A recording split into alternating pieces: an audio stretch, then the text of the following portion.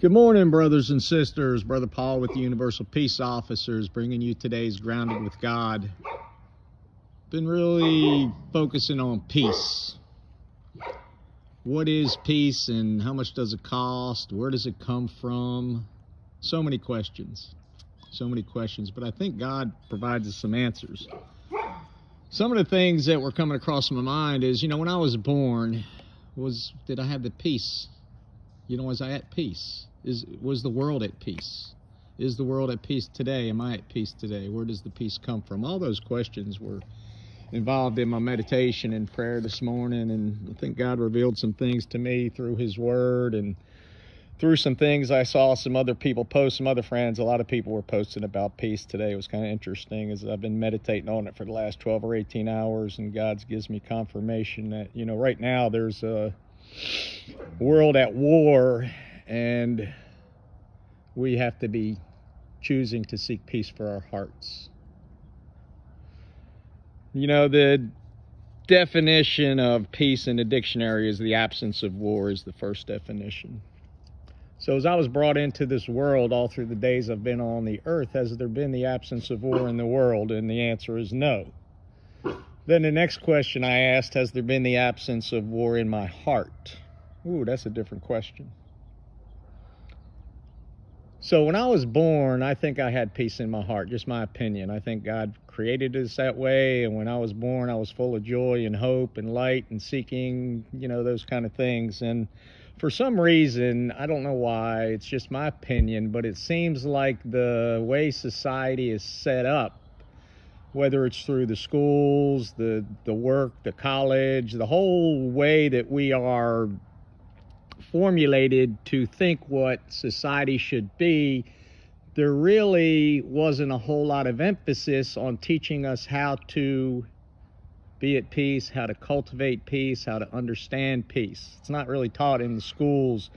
And I'm sure there were a lot of people that were brought up in the church that were taught a variety of how to achieve peace in that kind of way. I wasn't that person. I wasn't brought up in the church. I didn't come to start this fellowship until I was 40. And that's okay. There's a lot of people like me. But, in Philippians, it gave me some instructions today. And what I found in there is, I've got to rejoice. And God says that twice, to rejoice, to have joy. I've got to be gentle to people. I've got to know God is near me. I can't be anxious, and I got to pray with thanksgiving in all situations. And God's peace will guard my heart, it says in Philippians chapter 4. Then it goes on a little further, and it tells me what to think of and what to do. And then it tells me to put the things that I have learned into practice, and God's peace will fill my heart. So it's a two-step process for me. I've got to understand that the peace that God offers is free. I've just got to do certain things. Rejoice, be gentle, know that God is in me and near me. Don't be anxious, but pray.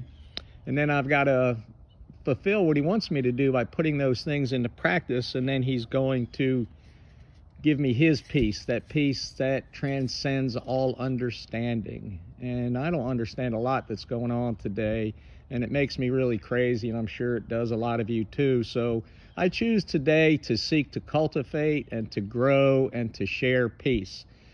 And in recovery, we have a phrase that says you can't keep what you don't give away.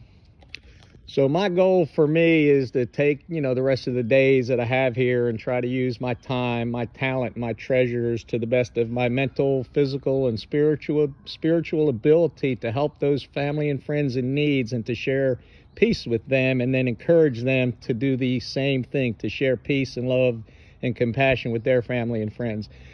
And together, I'm hoping that, we can change the world one heart at a time. So I'm going to start with my heart and continue to try to cultivate peace and sit and rest in the peace, and know that the God of my understanding has given me peace that the world can't take away unless I make the choice not to embrace it and to love it and to nourish it and to feed it and to stand free in the peace that God has given me. God, thank you for loving me and my family and friends. And God, fill us all with peace, love, and compassion. Fill my family and friends with peace, love, and compassion. And continue, Lord, to fill me with peace, love, and compassion so that I can take what you have freely given me and freely give it and share it with others. Thank you, Lord, for loving us. God bless America. Peace officers out.